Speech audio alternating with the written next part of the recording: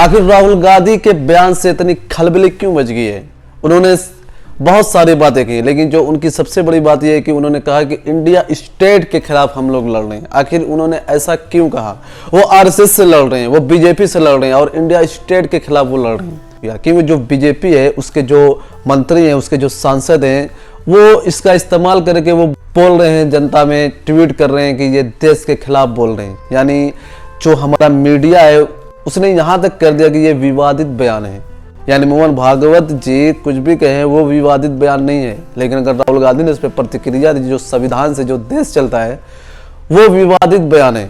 क्योंकि जो India state की जो बात होती है, जब इमरजेंसी लागू हुई, जो इंदिरा गांधी ने जब इमरजेंसी लागू की, उस वक्त जो विपक्षी जो पार्टियां थी सब ने यही कहा कि वो इंदिरा गांधी से भी लड़ रहे हैं और इंडिया स्टेट से भी लड़ रहे हैं। उसकी वजह यह है कि उस वक्त जितनी भी सरकारी संस्थाएं थी सब इंदिरा गांधी के कंट्रोल में थी, चाहे मीडिया हो, चाहे जो भी हो, चाहे न्यूज़पेपर हो, यानी हर तरह की जो जितनी भी सरकारी संस्था थी सब इंदिरा गांधी के कंट्रोल में थी। तो इसलिए उन्होंने एक ऐसे लफ्ज की खोज की जो इसको पूरी तरह परिभाषित कर सके, इसलिए उन्होंने इंडिया स्टेट से भी लड़ने की बात की। लेकिन तब वो ये देशद्रोह नहीं था, ये ऐसा कोई लफ्ज नहीं चुनने में आता था। लेकिन जब यही शब्द राहुल गांधी ने यूज किया तो उनको दूसरे तरीके से वो बता रहे हैं, समझा रहे हैं। तो ये सिर्फ एक ऐसा लफ्ज है जिससे बात अच्छी तरह कही जा सके, इसलिए राहुल गांधी ने उन्होंने कहा कि आरएसएस से, बीजेपी से और इंडिया स्टेट से भी लड़ रहे। आखिर उन्होंने ऐसी बात क्यों कही? इसकी सबसे बड़ी बात यह है कि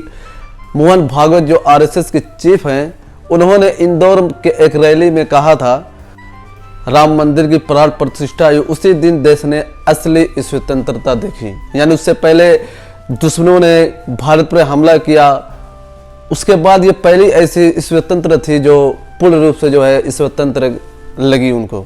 उससे पहले जो 1947 में जो देश आज़ाद हुआ, उन्होंने कहा सिर्फ देश आज़ाद हुआ था, हमने संविधान लागू किया, लेकिन वो मन मुताबिक नहीं चला। यानी अगर देश को अगर असली आज़ादी के दिन अगर देखा जाए तो वो है जिस दिन राम मंदिर का प्राण प्रतिष्ठा हुई थी, उसी दिन जो है देश की असली आज़ादी थी। दिल्ली में कांग्रेस के नए मुख्यालय के उद्घाटन पे वो मौजूद थे, वहां पे उन्होंने मोहन भागवत पर तीखी प्रतिक्रिया दी। उन्होंने कहा कि मोहन भागवत समझते हैं कि देश आज़ाद 1947 में नहीं हुआ है, यानी जो जब राम मंदिर बना उस वक्त उनको लगता है कि देश आज़ाद हुआ है। यानी जो इतनी जाने गई हैं, इतनी कुर्बानियां हुई हैं ब्रिटिश से लड़ते हुए, जो देश आज़ाद हुआ, ये सब बेईमानी है, मतलब कि उसकी जरूरत ही नहीं थी, वो कोई मायने नहीं रखता है।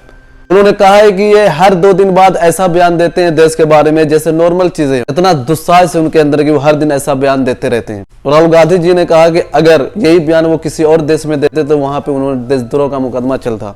राहुल गांधी ने जब अपनी प्रतिक्रिया दर्ज की, उसके बाद जेपी नड्डा ने उसका बहुत ही जबरदस्त तरीके से जो है उन्हें जवाब दिया। उन्होंने कहा है कि कांग्रेस पार्टी हमेशा से उपद्रवियों के साथ मिलकर काम करने वाली पार्टी है। वो पहले अपना इतिहास देके उसने हमेशा विभाजन की राजनीति की है।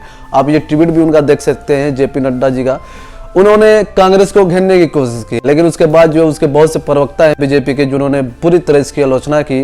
पूरी जो है बीजेपी की पीआर टीम उनके पीछे पड़ गई है, लेकिन उसके बाद भी राहुल गांधी रुकने का नाम नहीं ले रहे हैं। ये एक तूफान है जो कभी रुक नहीं सकता। इस वक्त देश को जिस मानसिकता की जरूरत है वो सब चीज राहुल गांधी के अंदर भरपूर है, क्योंकि देश इस वक्त बहुत ही ज्यादा बिखराव की मोड़ पे है। जिस तरह से तुष्टिकरण हो रहा है देश में, राहुल गांधी एक ऐसे नेता हैं जो सबको लेकर चलना चाहते हैं, धर्मनिरपेक्ष और सेकुलर हैं। वो पूरे इंडिया में देखा जाए, अगर सेकुलर शब्द का जो लफ्ज है अगर किसी नेता में देखा जाए तो वो है राहुल गांधी में। उनकी पार्टी चाहे जैसा भी इतिहास रहा हो, उन्होंने जो भी कांड किए हों, लेकिन जिस तरह से उनकी काम करने का अंदाज है, जिस तरह से उनका बात करने का अंदाज है, वो काफी काबिले तारीफ है।